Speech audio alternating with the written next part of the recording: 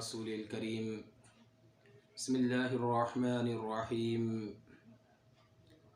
عن عائشة رضي الله تعالى عنها قالت إن حمزة عمر بن الأسلم قال للنبي صلى الله عليه وسلم أصوم في السفر وكان كثير الصيام فقال إن شئت فصم وإن شئت فأفطر أو كما قال عليه الصلاة والسلام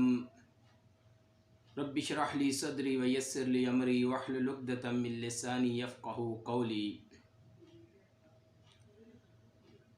حضرت عائشہ رضی اللہ تعالیٰ عنہ سے روایت ہے کہ حمزہ بن عمر اسلمی رضی اللہ تعالیٰ عنہ نے نبی علیہ الصلاۃ والسلام سے سفر میں روزہ کے متعلق دریافت کیا اور وہ بہت زیادہ روزہ رکھنے والے تھے، یعنی وہ نفلی روزوں کا بھی بڑا اہتمام فرمایا کرتے تھے۔ تو آپ علیہ الصلاۃ والسلام نے فرمایا ان شئت فصم و ان شئت فافطر، اگر آپ چاہیں تو روزہ رکھیں اور اگر آپ چاہیں تو افطار کریں۔ رمضان کے روزے ہر عاقل بالغ مسلمان مرد و عورت پر فرض ہیں۔ جو آدمی بھی روزے کی طاقت رکھتا ہے اس پر رمضان کا روزہ رکھنا ہی فرض ہے۔ ہاں، جن کو شریعت نے رخصت دی ہے ان میں سے بعض ایسے ہیں کہ جو فدیہ ادا کریں گے، اور بعض ایسے ہیں کہ جو بعد میں اگر روزے کی طاقت رکھتے ہیں تو روزے کی قضا کریں گے، اور اگر اس کی استطاعت نہیں ہے تو وہ فدیہ ادا کریں گے۔ 5 قسم کے لوگ ایسے ہیں کہ جن کو شریعت نے رخصت عطا کی ہے کہ وہ روزے کو مؤخر کر سکتے ہیں۔ ان میں سے ایک مسافر، مریض،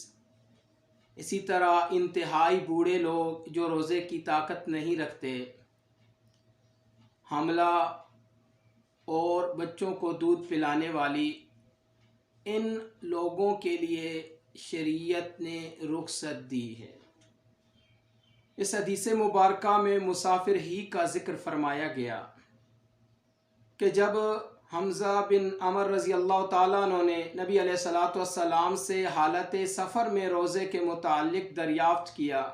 تو آپ علیہ الصلاۃ والسلام نے ان کے اختیار پر معاملہ چھوڑ دیا کہ اگر آپ چاہیں مناسب سمجھے تو روزہ رکھیں اور اگر آپ نہ چاہیں تو افطار کر لیں، یعنی روزہ رکھنے اور افطار دونوں کی گنجائش ہے مسافر کے لیے، کہ اگر وہ روزہ رکھنا چاہے تو روزہ رکھ لے اور اگر وہ افطار کرنا چاہے تو افطار کر لے۔ سفر میں روزہ رکھنے اور ترک کرنے دونوں کا اختیار دیا گیا ہے۔ حضرت ابو سعید خدری رضی اللہ تعالیٰ عنہ سے روایت ہے کہ ہم نبی علیہ الصلاۃ والسلام کے ساتھ ایک غزوہ میں تھے، ہم میں سے بعض روزے سے تھے اور بعض نے افطار کی، تو روزہ رکھنے والوں نے افطار کرنے والوں پر اعتراض نہ کیا اور افطار کرنے والوں نے روزہ رکھنے والوں کو کچھ نہ کہا، یعنی دونوں میں سے کسی نے بھی ایک دوسرے پر کوئی اعتراض نہ کیا، ایک دوسرے کا عیب نہ نکالا۔ لہٰذا اگر وہ سفر شرعی ہے تو اس سفر کے اندر مسافر کے لیے رخصت ہے۔ اس بارے میں مختلف آراء ہیں کہ سفر میں روزہ رکھنا افضل ہے یا ترک افضل ہے۔ بعض علماء اس طرف گئے، ان کی رائے یہ ہے کہ سفر میں روزہ رکھنا افضل ہے اور ترک کی بھی اجازت ہے، اور بعض کے نزدیک ترک کرنا افضل ہے اور روزہ رکھنے کی بھی اجازت ہے، اور بعض علماء کی رائے یہ ہے کہ یہ انسان کی طبیعت اور برداشت پر بھی موقوف ہے اور سفر کی حالت پر بھی موقوف ہے۔ اگر ایک انسان کا تحمل اور برداشت زیادہ ہے اور وہ حالت سفر میں اس کے لیے کوئی زیادہ مشکلات نہیں ہیں، جس طرح بعض لوگ روزہ رکھنے کے عادی ہوتے ہیں اور وہ اپنے ساتھ کام کاج بھی کرتے ہیں، ساتھ روزہ بھی رکھتے ہیں، تو اگر ایک آدمی کے اندر برداشت ہے تو ایسے آدمی کے لیے سفر میں روزہ رکھنا افضل ہے اور ترک کی بھی اس کو اجازت ہے، یعنی اس کے لیے اگر روزہ ترک بھی کرتا ہے تو شریعت نے اس کو گنجائش دی ہے، لیکن اگر وہ روزہ رکھ لیتا ہے تو اس کے لیے افضل ہے، کیونکہ وہ اس کے اندر تحمل ہے، اس کے اندر برداشت موجود ہے۔ اور اسی طرح بسا اوقات سفر مشکل ہوتے ہیں اور بسا اوقات سفر آسان ہوتے ہیں۔ حقیقت میں تو سفر ہے ایک مشکل چیز کا نام ہے، لیکن بعض سفر بعض کی بنسبت زیادہ مشکل ہوتے ہیں۔ تو اگر سفر کے اندر آسانی ہے، سہولت ہے، تو ایسی صورت میں روزہ رکھنا افضل ہے اور ترک کی بھی گنجائش ہے، چاہے سفر کتنا ہی زیادہ آسان کیوں نہیں ہے، روزہ ترک کرنے کی بھی شریعت نے اسے خود گنجائش دی ہے۔ اگر سفر مشکل ہے اور وہ برداشت کر سکتا ہے تو اس کے لیے بھی روزہ رکھنا افضل ہے، لیکن اس کے لیے بھی گنجائش موجود ہے۔ تو گویا سفر کے اندر دونوں طرح کا اختیار دیا گیا ہے۔ ایک آدمی روزہ رکھنے کی استطاعت ہے اس کے اندر، وہ برداشت کر سکتا ہے، لیکن اس کے باوجود اگر روزہ ترک کرنا چاہتا ہے تو اس سفر میں اپنا روزہ ترک کر سکتا ہے، لیکن بعد میں قضا اس آدمی پر بھی لازم ہے۔ سفر میں ایک آدمی کو رخصت دی گئی، اگر سفر کی وجہ سے وہ اپنا روزہ مؤخر کرتا ہے اور بعد میں اس کی قضا کرتا ہے تو ایسا آدمی گناہگار نہیں ہے۔ لیکن ایک آدمی سفر کا بہانہ کرتا ہے اور اس کا روزے سے فرار کا ارادہ ہے، روزہ نہیں رکھنا چاہتا، اور وہ اپنی طرف سے سفر بنا لیتا ہے اور پھر بعد میں روزے کی قضا نہیں کرتا تو ایسا آدمی گناہگار ہے۔ سفر میں رخصت ضرور ہے، لیکن ایسے آدمی کے لیے کہ جو سفر کی وجہ سے روزہ چھوڑتا ہے اور بعد میں قضا کا ارادہ ہے۔ لیکن اگر سفر بھی سخت ہے اور برداشت بھی نہیں ہے، یا برداشت تو ہے لیکن سفر انتہائی زیادہ سخت ہے، تو ایسی صورت میں روزہ ترک کرنا افضل ہو جاتا ہے۔ مثلاً اللہ کے دین کے غلبے کے لیے نکلنا ہو، یا کفار نے حملہ کر دیا اور اپنا دفاع کرنا ہے، ان کا مقابلہ کرنا ہے، تو ایسی صورت میں روزہ ترک کرنا افضل ہے، اور خصوصاً ایسے سفر میں روزہ ترک کرنا افضل ہے۔ مسلم شریف میں حضرت جابر رضی اللہ تعالیٰ عنہ سے روایت ہے کہ فتح مکہ کے سال نبی علیہ السلام جب نکلے تو روزے کی حالت میں تھے، لیکن راستے میں ایک مقام پر پہنچے، پانی منگوایا اور سب کے سامنے اس پانی کو نوش فرمایا، اپنا روزہ افطار کر لیا۔ لوگوں نے بھی آپ علیہ السلام کو دیکھا تو روزہ افطار کر لیا، لیکن بعض لوگوں نے نہیں کیا۔ جب نبی علیہ السلام کو بتایا گیا کہ بعض لوگوں نے روزہ افطار نہیں کیا تو آپ علیہ السلام نے فرمایا اولئک العصاۃ اولئک العصاۃ، یعنی یہ لوگ غلطی پر ہیں، یہ لوگ غلطی پر ہیں۔ نبی علیہ السلام جب فتح مکہ کی مہم پر روانہ ہوئے تو رمضان کا مہینہ تھا، گرمی کا موسم تھا اور سفر بڑا لمبا تھا، اور اوپر سے کفار کے ساتھ مقابلہ درپیش تھا۔ تو اس لیے ان احادیث سے واضح ہوتا ہے کہ اگر کوئی ایسا سفر درپیش ہو جس میں مشکلات زیادہ ہوں، اگرچہ آدمی برداشت کر بھی سکتا ہے، لیکن ایسی صورت میں اس کے لیے افطار کرنا ہی افضل ہے، تاکہ اس کے اندر طاقت بحال رہے اور وہ جس مقصد کے لیے نکلا ہے اس مقصد کے اندر کمزوری نہ آئے، وہ اپنے مقصد میں پورا ہو جائے۔ اسی طرح ایک سفر میں نبی علیہ السلام نے دیکھا کہ صحابہ کرام ایک آدمی کے اوپر جمع ہے اور وہ گرا ہوا ہے۔ نبی علیہ السلام نے پوچھا کہ اسے کیا ہوا؟ فرمایا کہ یہ حالت سفر میں روزے سے تھا۔ تو نبی علیہ السلام نے فرمایا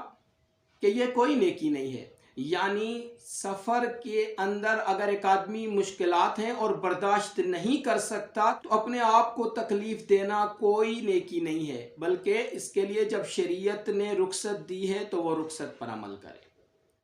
اسی طرح دوسرے نمبر پر مریض ہے کہ ایسے شخص کے لیے بھی شریعت نے اس وقت روزے کی رخصت عطا فرمائی ہے اور بعد میں اس کے لیے اوپر بھی قضا لازم ہے۔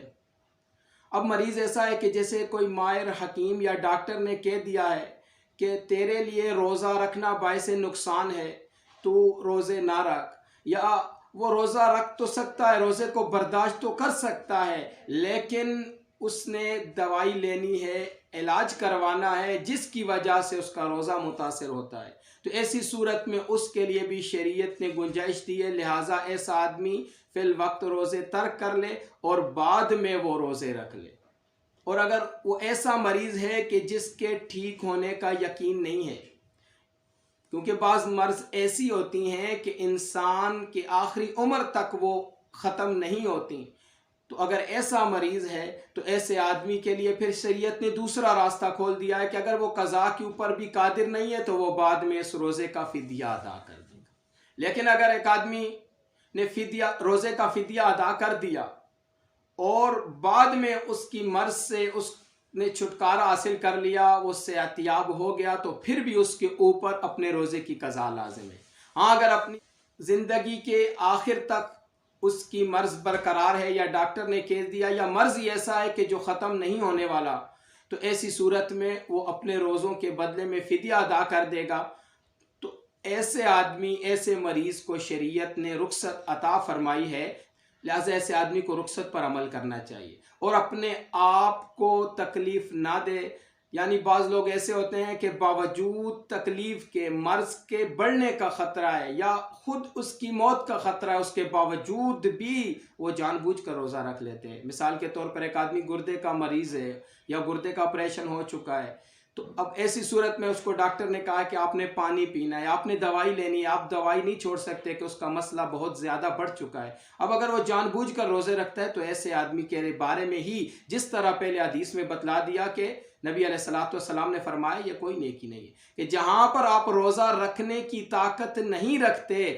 اور آپ کے روزہ رکھنے سے فی الوقت آپ کے لیے نقصان کا باعث ہے، تو شریعت نے آپ کو رخصت دی ہے۔ اپنے اوپر سختی نہ کریں، اپنے آپ کو ہلاکت میں نہ ڈالیں اور اس رخصت پر عمل کریں۔ اگر بعد میں قضا نہیں کر سکتے، فدیہ ادا کریں، اجر آپ کو پورا عطا کیا جائے گا۔ آج کل ایک نیا مسئلہ نکل آیا کہ روزے کی حالت میں ڈرپ لگانے سے یا انجیکشن سے روزہ ٹوٹتا ہے یا نہیں۔ تو بعض علماء یہ فتویٰ دے رہے ہیں، یہ مسئلہ بیان کر رہے ہیں کہ روزے انجیکشن سے اور ڈرپ لگانے سے روزہ فاسد نہیں ہوتا۔ حالانکہ روزے کا مقصد ہم احادیث میں دیکھتے ہیں تو روزے کا کیا مقصد بتایا گیا ہے کہ اللہ کی رضا کے لیے ہم نے حلال چیزوں سے بھی رکنا ہے، کھانے پینے اور جماع وغیرہ سے اپنے آپ کو دن بھر روکنا ہے، یعنی کسی قسم کی غذا ہمارے جسم کے اندر نہیں جانی چاہیے۔ اب جو لوگ ڈرپ لگاتے ہیں یا انجیکشن لگاتے ہیں، پانی بھی اس کے ذریعے سے جاتا ہے، گلوکوز بھی اس کے ذریعے سے جاتا ہے اور اس کے ذریعے سے غذا بھی اندر جاتی ہے۔ یعنی روزہ اس چیز کا نام نہیں ہے کہ ہم کھانے پینے کے راستوں سے کھانا پینا اندر نہیں کر سکتے اور دوسرے راستوں سے اگر ہم کھانا پینا اپنے جسم کے اندر لے جائیں تو ہمارا روزہ فاسد نہیں ہوگا۔ مقصود راستے سے کھانا پینا نہیں ہے، مقصود کھانے پینے اور غذا سے دن کے اوقات میں پرہیز ہے، کہ دن کے اوقات میں کھانے پینے سے اپنی غذا سے رکنا لازم ہے۔ اس چیز کا نام روزہ ہے۔ اور اگر کسی آدمی کی مجبوری ہے، اس کو ڈرپ لگانا لازمی ہے یا اس کو انجیکشن لگانا لازمی ہے، تو شریعت نے گنجائش دی ہے، وہ حالت مرض میں ہے، لہٰذا ایسا آدمی اس وقت افطار کر لے اور بعد میں اس کی قضا کرے، اور اگر قضا پر قادر نہیں ہے تو فدیہ ادا کر دے۔ لیکن اگر ہم ان کو سرعام اجازت دے دیں کہ آپ ڈرپ بھی لگا سکتے ہیں، تو پھر تو گرمیوں کے دنوں میں ایک آدمی ڈرپ لگا لے، اس کی گرمی بھی ختم، اس کی پیاس بھی ختم اور اس ڈرپ کے ذریعے سے خوراک بھی اندر چلی جائے گی، تو پھر ایسے آدمی کے لیے تو روزہ رکھنا کوئی مشکل نہیں ہے، پھر تو روزے کا مقصد ہی فوت ہو جاتا ہے۔ اسی طرح اگر ہم انجیکشن کی سرعام اجازت دے دیں کہ کوئی آدمی انجیکشن لگا لے، حالانکہ دوسری طرف شریعت نے اس کو بھی رخصت دی ہے، لیکن اگر وہ آدمی انجیکشن لگا لے اس کا روزہ فاسد نہیں ہوتا، تو پھر تو نشے والا آدمی منہ کے ذریعے سے نشہ نہ کرے، نشے کا ٹیکہ لگا لے۔ آج کل تو وہ کام یہی کرتے ہیں کہ نشے کے ٹیکے لگاتے ہیں، نشے کے انجیکشن لگا لیتے ہیں، ان کو تو کھانے پینے سے بھی پھر کوئی غرض نہیں ہے۔ لہٰذا ڈرپ لگانے سے یا انجیکشن لگانے سے روزہ ٹوٹ جاتا ہے، روزہ خراب ہو جاتا ہے، اس لیے احتیاط پر عمل کریں۔ بعض لوگ اس کے جواز کا فتویٰ دے رہے ہیں کہ ڈرپ لگانے سے اور انجیکشن سے روزہ خراب نہیں ہوتا، لیکن ان کے پاس کون سی دلیل ہے یہ واضح نہیں ہے۔ ان کے پاس ایک ہی دلیل ہے کہ یہ غذا سے روزہ خراب ہوتا ہے، تو وہ تو دوا ہے، تو اس کے اندر کون فرق کرے گا کہ اس کے اندر کتنی مقدار میں غذا ہے اور کتنی مقدار میں دوا ہے؟ حالانکہ دوا بھی ایک صورت میں غذا ہی ہوتی ہے، اور اسی طرح پانی بھی اس کے جسم میں منتقل ہو رہا ہے۔ لہٰذا ڈرپ لگانے سے اور انجیکشن سے روزہ فاسد ہو جاتا ہے، روزہ ٹوٹ جاتا ہے۔ اور اگر کسی کی مجبوری بن جائے تو وہ ایسی صورت میں انجیکشن لگانا ضروری ہے، ڈرپ لگانا ضروری ہے، تو وہ مریض ہے اور وہ بعد میں اپنے روزے کی قضا کرے گا۔ اسی طرح حاملہ اور دودھ پلانے والیاں مرضعہ کے لیے بھی شریعت نے گنجائش دی ہے کہ وہ اپنے روزے کو افطار کر سکتی ہیں اگر مسئلہ ہے، اور بعد میں اس کی قضا کریں گی۔ لیکن اگر بعد میں ان کو موقع نہ ملا، کوئی ایسی بیماری آ چکی ہے، کسی بیماری کی وجہ سے یا زندگی ختم ہو چکی ہے، تو بعد میں ان کی طرف سے فدیہ ادا کر دیا جائے گا۔ تو لہٰذا جن لوگوں کو شریعت نے گنجائش دی ہے، اجازت دی ہے، اس صورت میں روزہ ترک کرنے کی وجہ سے ان پر کوئی گناہ نہیں ہے۔ اور اسی طرح وہ لوگ جو انتہائی زیادہ بوڑھے ہو چکے ہیں، روزے کی سکت اور طاقت نہیں رکھتے، تو ایسے لوگوں کو بھی شریعت نے خود اجازت دے دی ہے، لہٰذا ایسے لوگ افطار کریں گے اور ایسے لوگ اپنے روزے کے بدلے میں فدیہ ادا کریں گے۔ ایک روزے کا فدیہ نصف صاع گندم یا اس کی قیمت ہے۔ نصف صاع ہمارے مروجہ سیر یعنی 80 تولہ کے حساب سے 1.25 سیر بنتے ہیں۔ تو اس کی قیمت کا حساب لگا کر ایک روزے کا فدیہ ادا کرنا چاہیے۔ اسی طرح اگر کوئی آدمی جو کے ذریعے سے، کشمش یا کھجور کے ذریعے سے فدیہ ادا کرتا ہے یا ان کی قیمت لگا کر فدیہ ادا کرتا ہے، تو اس کے لیے بھی اجازت ہے کہ وہ چاہے جس چیز سے فدیہ ادا کرنا چاہے، روزے کا فدیہ ضروری ہے، لہذا وہ فدیہ روزے کا ادا کر دے۔ اسی طرح روزے کا فدیہ ایک آدمی کو بھی دیا جا سکتا ہے، اور ایک روزے کا فدیہ بھی یا مختلف روزوں کا فدیہ بھی مختلف آدمیوں میں بھی تقسیم کیا جا سکتا ہے، اور ایک آدمی کو بھی دیا جا سکتا ہے۔